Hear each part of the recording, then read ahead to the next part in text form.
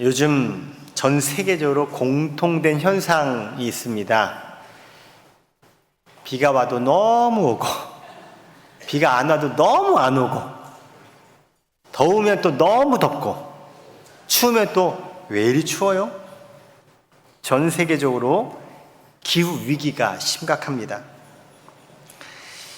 예전에는 그냥 햇볕을 쬐서 좀 타면 그러니 했어요. 저 어렸을 때는 그냥 타고 나서 좀 많이 타면은 어떻게 돼요?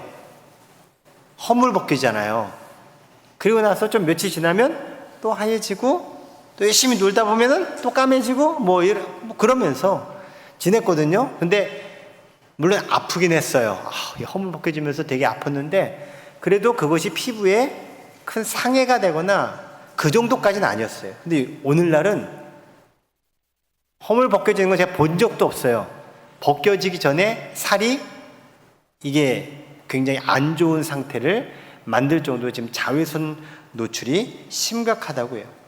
피부노화, 피부암. 그래서 이제 선크림이 필수인 시대가 되고 말았어요. 지구촌 곳곳에 산불, 폭우, 이상기온, 가뭄, 폭설, 한파 이런 이상기후 현상들이 이젠 심심치 않게가 아니라 빈번히 나타나고 있습니다. 그리고 또 전 세계적으로 공통된 현상이 있는데 물 부족 현상이에요. 전 예전에 그냥 수도꼭지 열어서 물 마시고 그랬었는데 진짜 옛날 얘기가 됐어요. 오늘날 그렇게 드시는 분들 제가 본 적이 없어요. 다 정수기 아니면 생수 사다 마시는 시대가 된 거예요. 물 부족 국가라는 거. 우리나라 물 부족 국가예요. 그걸 대번에 우리 며칠 전에 알았잖아요. 강원도 강릉시에 물이 없어서 전국적으로 그렇게 주목을 받은 적이 전 없었던 것 같아요. 그 정도로 심각한 상태까지 된 곳, 우리나라도 예외가 아닙니다. 공기는 어떻습니까?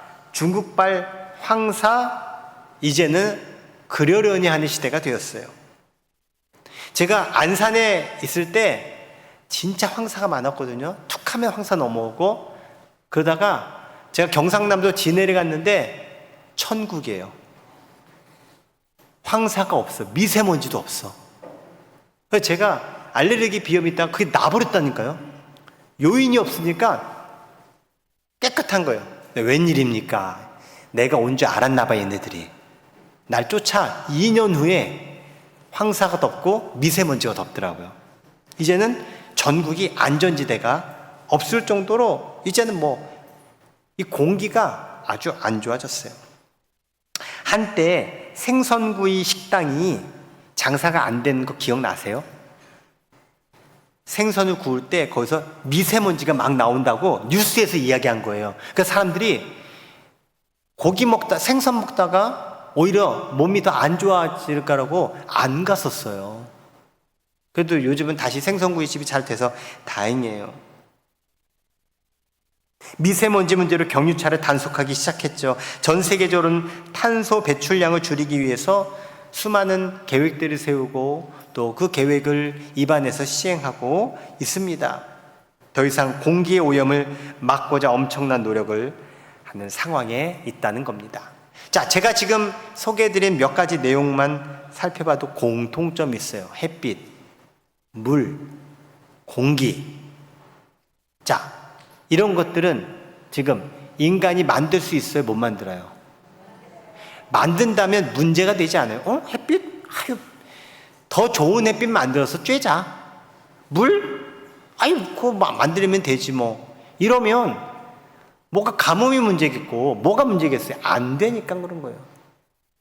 그래서 강릉에선 기후제까지 지냈잖아요. 오늘날 이 첨단 시대에 기후제를 지내고 있어요. 수천 년 전부터 했던. 왜? 비는 만들 수가 없기 때문에 그런 거예요. 즉 우리 삶에 햇빛, 공기물 이런 것들은 없어서는 안 될 생존 조건이에요. 그렇다면 이 생존 조건을 그 뛰어난 인간의 머리와 인간의 이 발전된 실력 가지고 만들어내면 되지. 그런데 그게 안 된다라는 거예요. 그래서 언젠가 지구가 망할 것이다 라고 생각해서 누군가는 지금 화성으로 이사 가려고 하고 있잖아요.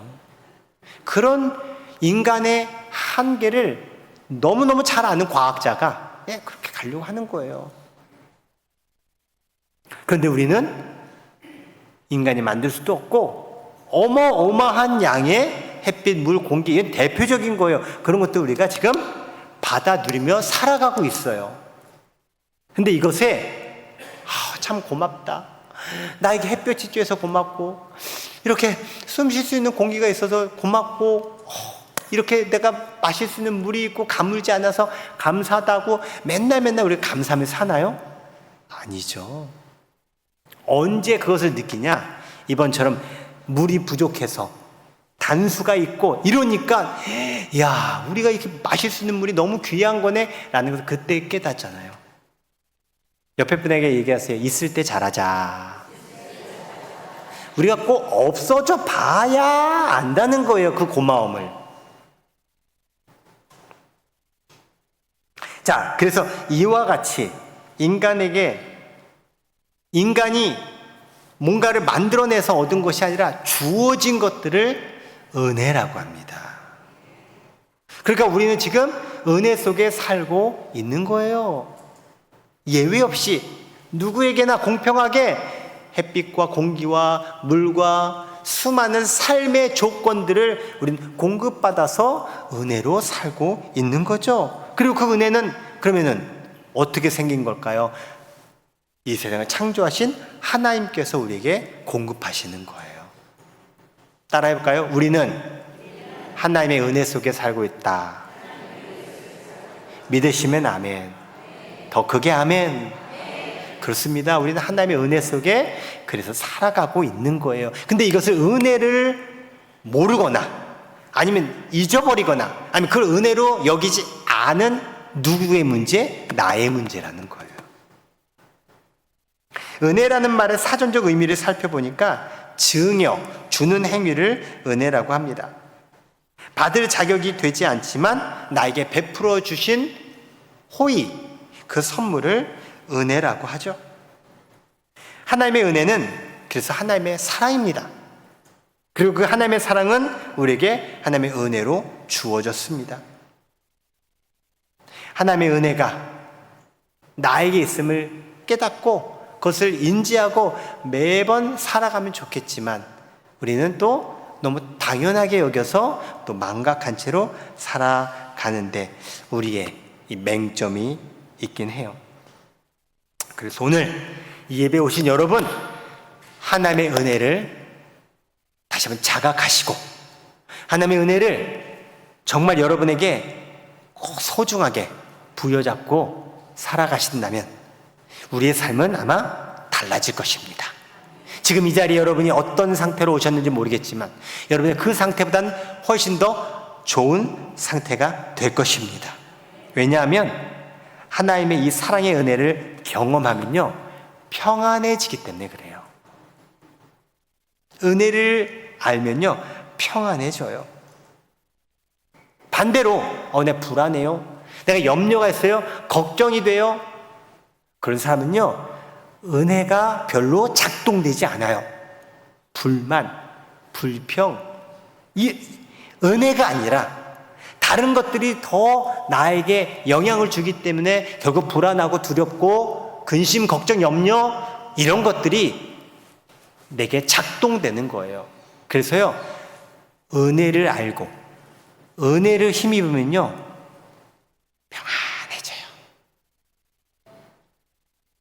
사도 바울이 교회들마다 문안 인사를 할 때 꼭 반복하면서 썼던 관용구가 있습니다. 왜냐하면 사도 바울이 이것을 체험했고 너무너무 중요하다고 여기기 때문에 늘 이 관용구를 교회들마다 인사했어요.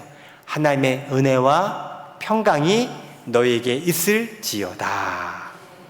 늘 사도 바울이 이 문구로 인사를 했어요.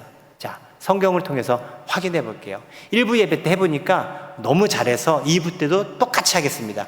우리 형제님들이 검정색을 읽으시고 자매님들이 빨간색을 읽는 겁니다. 읽어봅니다. 시작.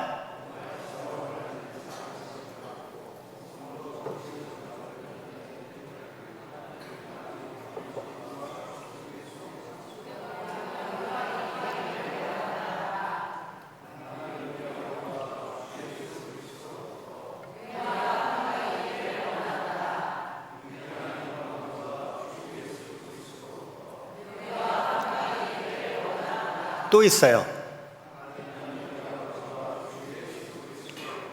은혜와 평강이 너에게 있을지어다.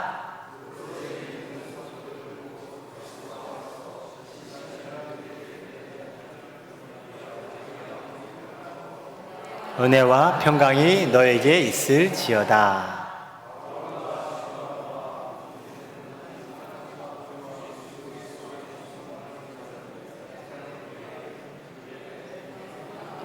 은혜와 평강이 너에게 있을지어다. 아멘.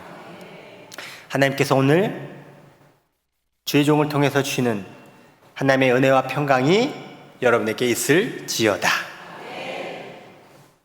은혜를 알고 은혜 속에 살아가면 평강이 찾아오고 평강 속에 살아가게 됨을 오늘 사도 바울이 교회들마다 전한 것처럼 여러분이 혹시 불안하고 염려할 거리가 많고 뭔가 여러분이 답답하다면 오늘 주님께서 주시는 그 은혜를 자각함으로 여러분의 삶이 평안해지기를 주의 이름으로 축원합니다. 오늘 성경 본문에는 이 하나님의 은혜에 대해서 말씀하고 있습니다. 하나님의 은혜, 무조건적인 은혜이고 풍성하게 우리에게 주어진다는 거예요. 만일 은혜가 우리가 무언가를 해서 얻어지는 획득된 것이라고 한다면 누구는 은혜를 받고요, 누구는 은혜를 받지 않을 거예요. 그런데 하나님의 은혜는 모든들에게 공평하게 조건 따지지 않고 주어지는 은혜예요. 그래서 은혜를 선물이라고 하는 거예요.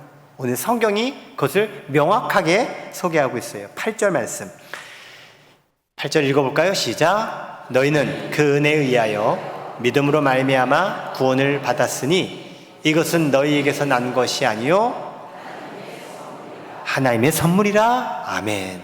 너희에게서 난 것, 이 말은 내가 얻은 것, 내가 쟁취한 것, 내가 획득한 것, 내가 만든 것 아니라는 거예요. 하나님께서 그냥 주신 것. 하나님은 우리에게 선물을 주셨는데요, 수많은 선물들이 있습니다. 여러분에게도 아마 기억나는 선물들이 있을 거예요. 제가 어렸을 때 과자 한 봉지만 받아도 너무 좋았어요. 여러분은 아닌가 봐요. 그 과자 중에 최고의 과자가 있어요. 종합 선물 세트. 이거요, 뭐 크리스마스 때든 언제든 받잖아요? 그럼 그 1년이 행복해요. 여러분 안 그런가 봐요? 전 그랬어요. 장난감 하나? 그 얘기는 뭐예요? 네. 찢어지게 가난한 데서 제가 살았다는 얘기예요. 나에게 정말 소중한 선물, 정말 이게 나한테 너무 정말 필요한 선물, 아마 여러분들에게도 있을 거예요. 그래서 각자 다양한 선물들이 있을 텐데 하나님께서 우리에게 주신 최고의 선물이 있어요. 그게 바로 예수님이에요. 왜 예수님이 최고의 선물이냐면 예수님을 우리에게 보내주셔서 우리가 구원받았기 때문에 그래요. 구원은 예수님을 통해서 얻을 수 있도록 하나님께서 만들어 놓으신 선물이 구원이에요. 누구든지 주 예수 이름을 부르고 예수님을 마음으로 영접하면 구원을 얻으리라고 하나님이 정해 주셨어요.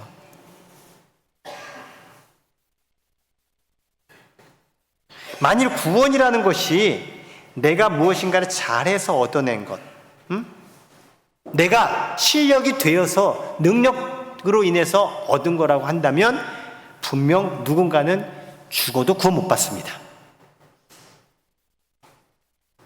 어떤 사람이 물에 빠졌어요. 근데 이 사람이 수영을 할 줄 알아요. 그래서 물에서 막 수영해서 나왔어요. 그러면서 나 이제 구원받았다 라고 말하면은 맞는 말이에요? 틀린 말이에요? 왜 틀려요? 그건 자기 수영 실력으로 나온 거지 그건 구원받은 게 아니에요. 그런데 어떤 사람이 물에서 막 허우적거려요. 막 지금 물에 들어가고 있는 거예요. 지금 조금 있으면 이제 죽어요.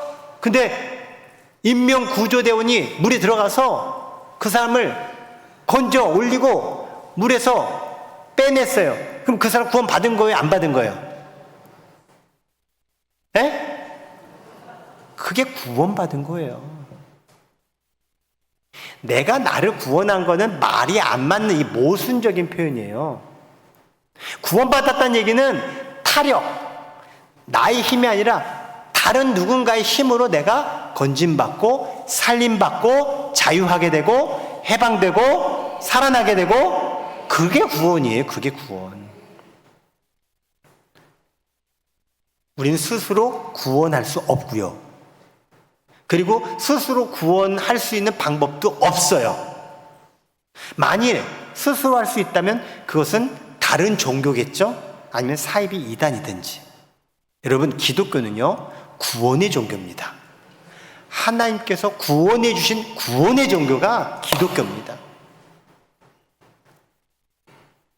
그게 바로 우리에게 주신 하나님의 선물인 거죠. 선물. 따라해볼까요? 나는 구원의 선물을 받았습니다. 그렇게 내가 구원의 선물을 받은 이유가 내가 잘해서, 내게 힘이 있어서, 내가 잘나서, 내가 운 좋게 획득한 것이 아님을 오늘 성경 본문은 명확하게 알려줘요. 9절에 행위에서 난 것이 아니니 이는 누구든지 자랑하지 못하게 함이라.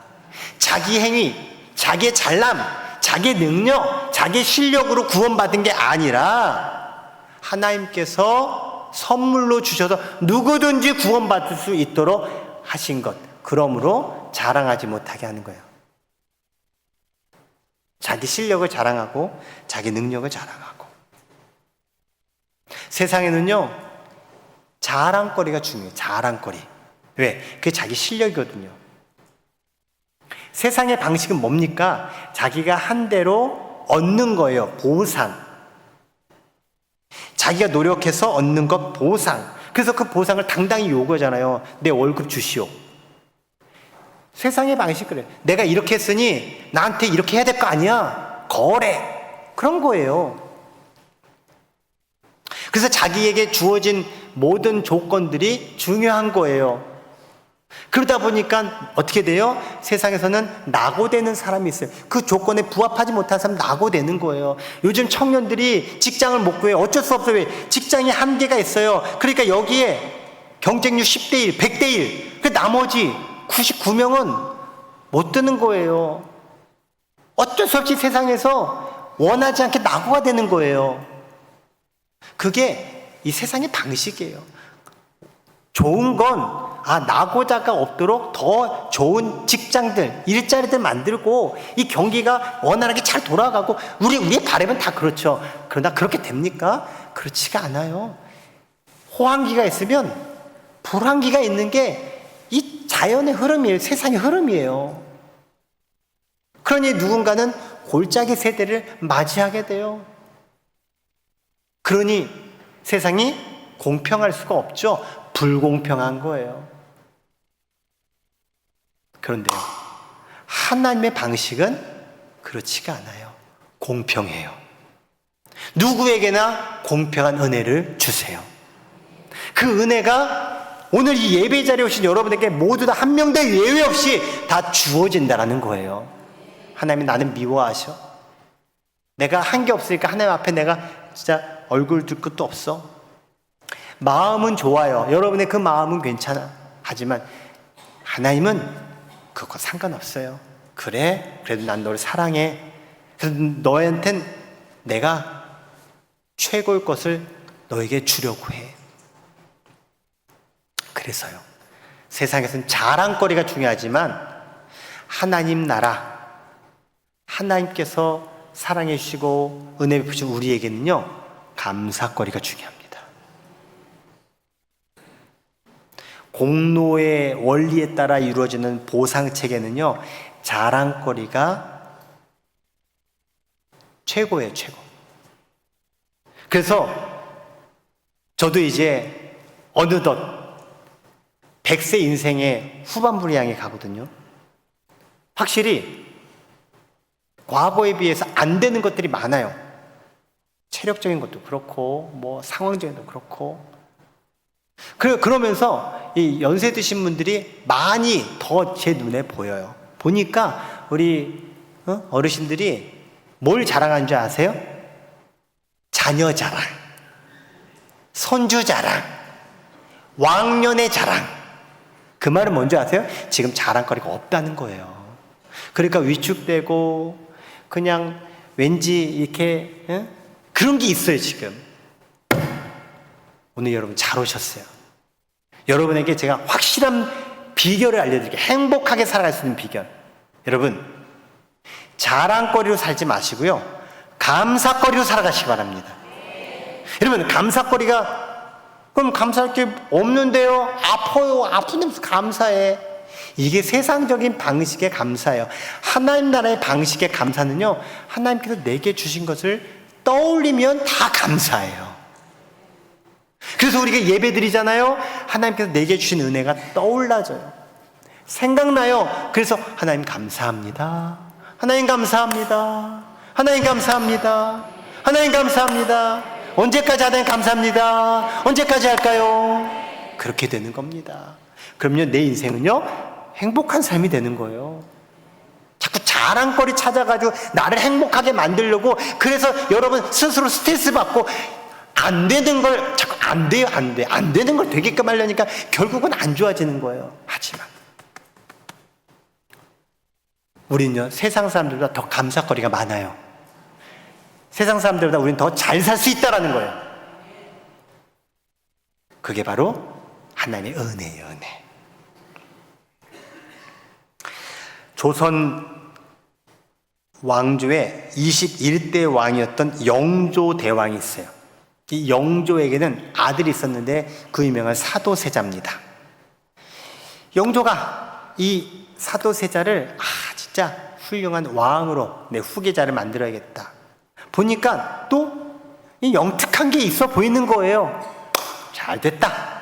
나보다 더 훌륭한 왕으로 우리 아들 세자를 내가 키워내야겠다 하고 아주 훈련을 막 여러 방법으로 시켜요. 그리고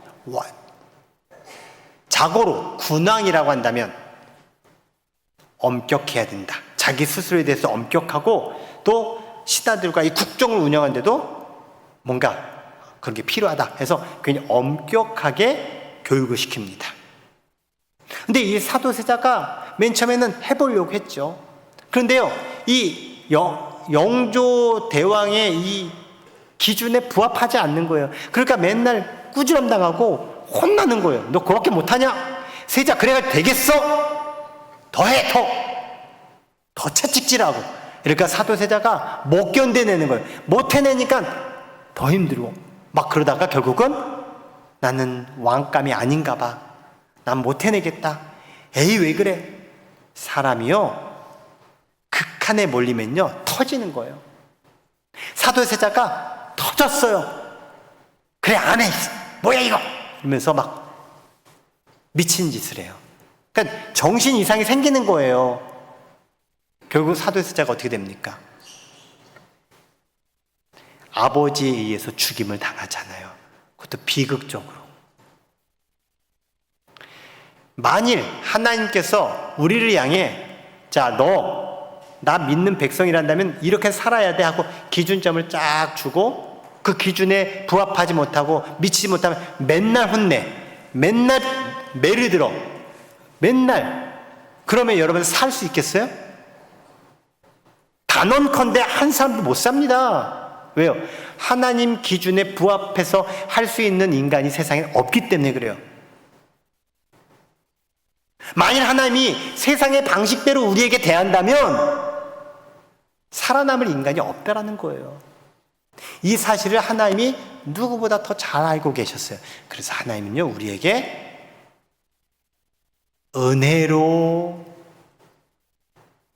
대하시고, 은혜로 봐주시고, 은혜로 기다려주시는 거예요.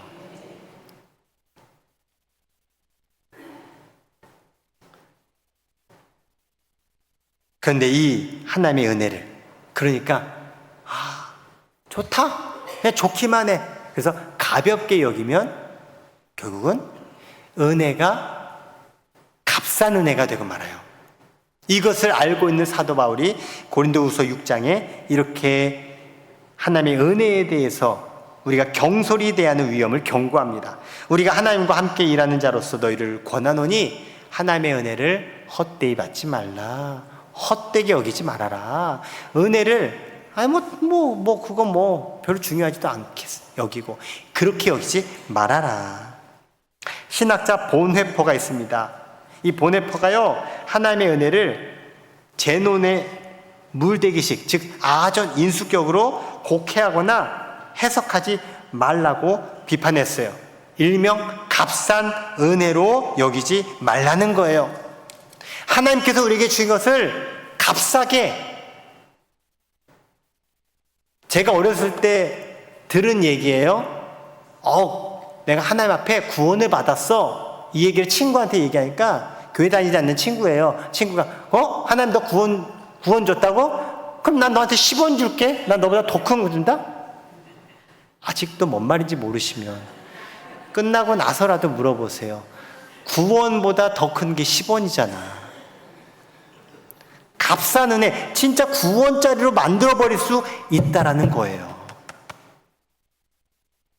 그러나 하나님의 은혜는 구원이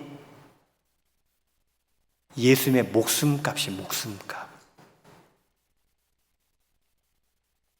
하나님의 은혜를 나에게 필요할 때만, 내가 필요할 때만 마치 자동 판매기에서 빼먹듯이 그것을 나를 위해서 활용하는 그런 값어치 없는 은혜가 아니라 진짜 나에게 값지고 고귀하고 소중한 은혜됨을, 구원임을 기억하고 감사하며 누리며 살아라는 거예요.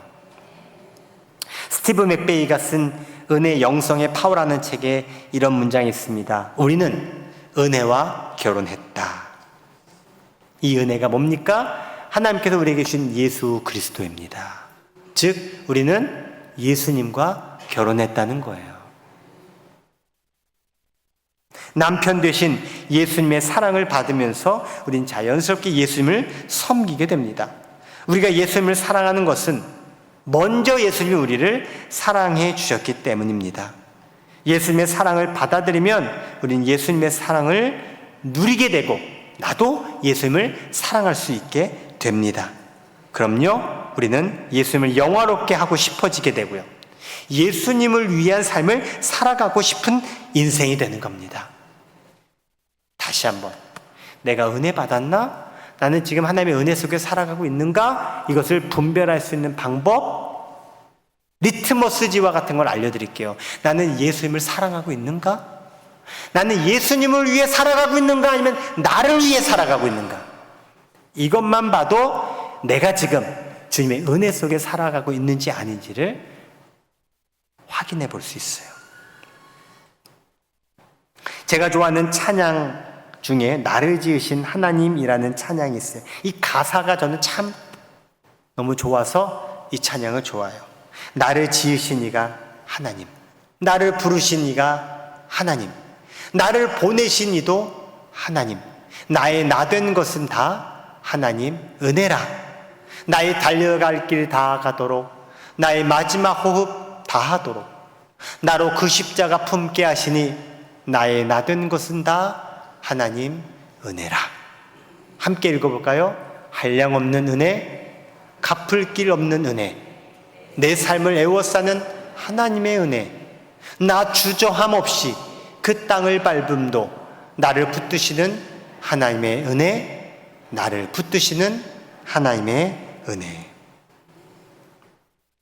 그 은혜로 나를 살리셨고, 그 은혜로 나를 지으셨고, 그 은혜로 나를 이 세상에 보내셨고, 그 은혜로 내가 살아가게 하셨다는 것. 그 은혜를 오늘 이 예배를 통해서 꼭 여러분 안에 값비싼 은혜로 여러분 여기시며 살아가시길 축복합니다.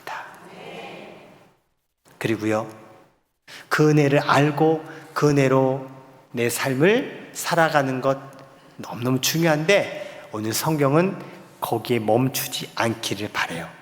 왜냐하면 만일 감사합니다, 나에게 이 은혜가 있었네요, 내가 이 은혜를 기억합니다 하고 싹 돌아서면 잊어버려. 문 열고 나가면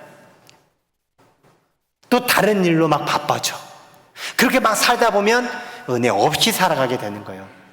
그래서 오늘 성경은 그 은혜를 알고 그 은혜를 품었다면 이것까지 그 은혜 속에 살아야 된다라고 말씀을 준 결론의 말씀과 같은 말씀을 10절에서 해주고 있어요. 자, 10절 말씀을 읽어보도록 하겠습니다. 시작. 우리를 그가 만드신 바라 그리스도 예수 안에서 선한 일을 위하여 지으심을 받은 자니 이 일은 하나님이 전에 예비하사 우리로 그 가운데서 행하게 하려 하심이니라. 아멘. 잘 보세요. 하나님께서 우리를 무엇을 위해 지으셨느냐? 선한 일을 위해서 지으셨다는 거예요.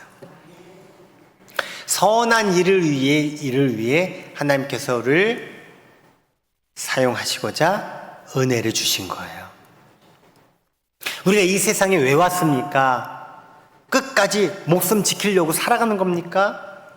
그냥저냥 어떻게 살아보려고 살아가는 겁니까? 아니에요. 우리가 이 세상에 살아가는 데는요, 뜻이 있고 목적이 있는 거예요.